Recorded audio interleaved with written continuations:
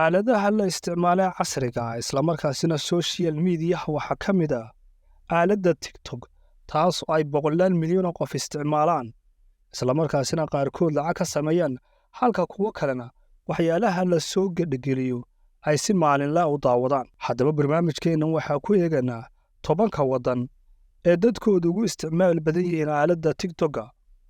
Kaalinta 10aad waxaa ku jira waddanka Sacuudiga, kaas oo ku jira waddamada Islaamka ugu horeeya isla markaasina ay ku yaalaan goobo badan oo barakaysan. Dalka Sacuudiga gudihiisa waxaa isticmaala dad kor u dhaafaya 26 milyan oo qof. Kaalinta 9aad waxaa ku jira dalka Turkiga, isagana waxaa isticmaala 29 bilyan. Dalka Thailand ayaa kaalinta 8aad ku jira, kaasoo isna ka mid ah dalalka ugu isticmaalka badan aaladdan TikTok-ga. Kaalinta 7aad ee dalka adduunyada ugu isticmaalka badan aaladda TikTok-gana waxaa ku jira dalka Philippines, waxaana isticmaasha dad ku dhow 43 milyan. Kaalinta 6aad ee dalka ugu isticmaalka badan TikTok-gana waxaa ku jira dalka Vietnam, oo ay isticmaalaan dad ku dhow 50 milyan oo qof. Dalka Ruushka ayaa kaalinta 5aad ku jira oo ah dalalka ugu isticmaalka badan aaladda TikTok-ga,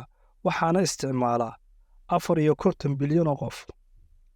Dalka Mexico ayaa isaguna kaalinta 4aad ku jira oo ka mid ah dalalka ugu isticmaalka badan aaladda TikTok-ga, waxaana isticmaala dad kor u dhaafaya 56 bilyan oo qof. Kaalinta 3aad ee dalka adduunyada ugu isticmaalka badan aaladdan TikTok-gana waxaa dalka Brazil, kaasoo ay isticmaalaan dad ka badan 82 bilyan oo qof. Dalka Indonesia oo isaguna ka mid ah dalalka adduunyada ugu islaamka badan ayaa ka mid ah dalalka dadkooda ugu isticmaalka badan yihiin aaladda TikTok-ga, waxaana isticmaala dad gaadhaya 85 milyan oo qof. Haddaba daawade, ma garanaysaa mase taqaanaa dalka kaalinta 1aad kaga jira isticmaalka TikTok-ga?